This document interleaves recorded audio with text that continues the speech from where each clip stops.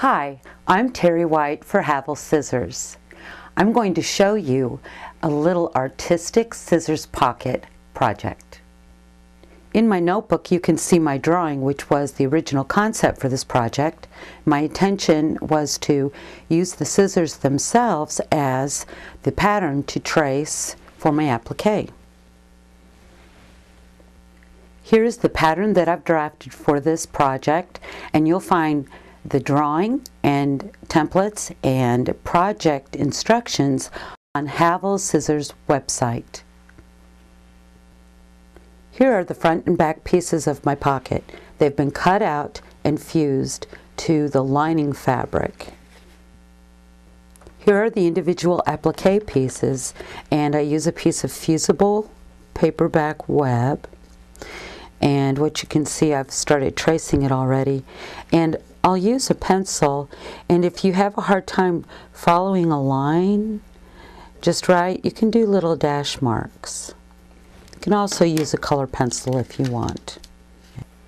After you trace your design on the fusible web, then you're going to choose your fabric pieces and press each piece to the fabric.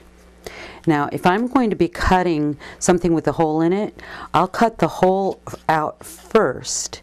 Now I'm using these little 5.5 inch curved scissors, are the star of the show. This is what we're making the pocket for, but they're very, very sharp, very nice. You can see how sharp they are. Okay, so I'll cut the little center out first, and I'm going to do a little bit of a trim right there. Now the next thing I'll do is what I call a pre-pull, and that is I'll pull away some of the fusible web so that after I've cut the design out, I'm not going to have a hard time pulling the fusible web, pulling the paper off of the fabric with the fusible web on it. See, I like these scissors. They have this nice little curve, which gives me good curves, and the point is so nice and sharp that I can get into intricate spaces. There. Now I'm going to show you that little pre-pull that I was talking about. All I have to do is remember where I pre-pulled it. Okay, you see? And so now there's none of that, you know, trying to boop it away from the fabric. There we go. And here's my little piece. I also like to keep the fusible web onto an applique piece until I'm ready to put it where it goes. Now, when I cut these little pink handles out, they're going on the blue scissors. And I cut them a little bit smaller, and I cut the blue scissor handles a little bit bigger, so you have this nice shadowing. Now, if I'm going to be cutting something with the fusible web on it that is very angular, see, I'm doing my pre-pull, I'll use a rotary cutter to cut it out. There's no reason not to. And I'll just line up my ruler along the cut line. This is a really nice rotary cutter. Oh, it'll be better if I'm lined up right. It's a very nice rotary cutter. It's big. The handle's easy to hold on to. This rotary cutter is from Havel Scissors. Here we go. Just want to see that line right. Okay. So now I'm going to bring my front piece over. Here are a couple of pieces that I've already cut out. What I've cut out here is much bigger than the finished project, because when you do stitching and different manipulation, it can possibly change the shape and change the size. So what I want you to see here, see, now what we got here is, see, the scissors are cutting this fabric and the sides are folding back.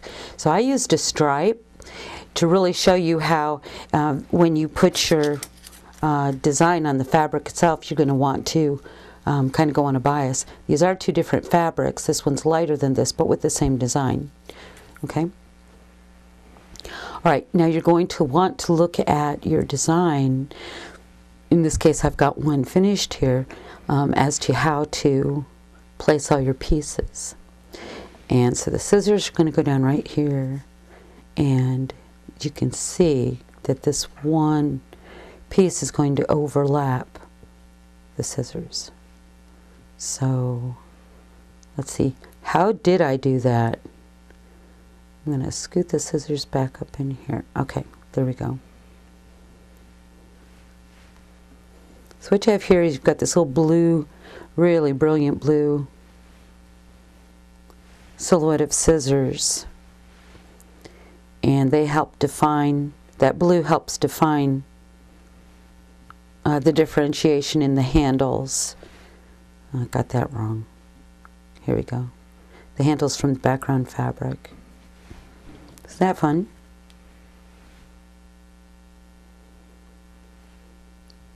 All right, so this is the design almost finished, and what I'm going to do now is I'm going to press this.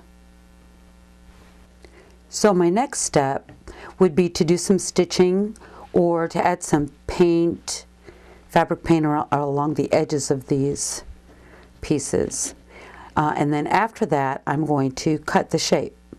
Now I've just used dots.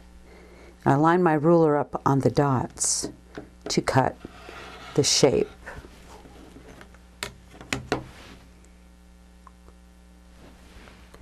When I cut, I hold the edge of my ruler with my finger to keep it from sliding.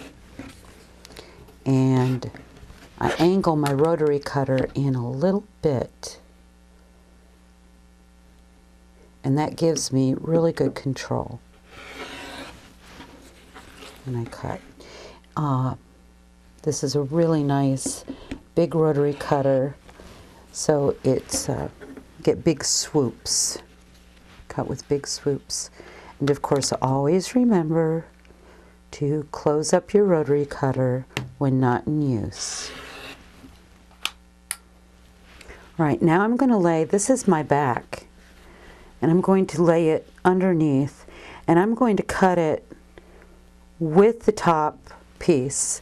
Too often when I cut shapes, the front and the back aren't the same shape or size. And then when I go to stitch them together, I have a little problem. This is going to be stitched together with an edge stitch, front and back together, with no turning inside out. I've edge stitched the front and the back pocket pieces together, see, using an overlock stitch and an edge foot with decorative thread. And now I'm going to work on the neck strap, and I'm using a strip of fabric. I've got fusible web on it, and I'm going to pull this off, and I'm going to fuse it to a contrasting fabric. So I'm using these beautiful pinking shears by Havel's to cut my double fused fabric. You see I'm going to cut this side, and you see it's a different fabric on the other side. So by cutting small enough, you get a really nice strap.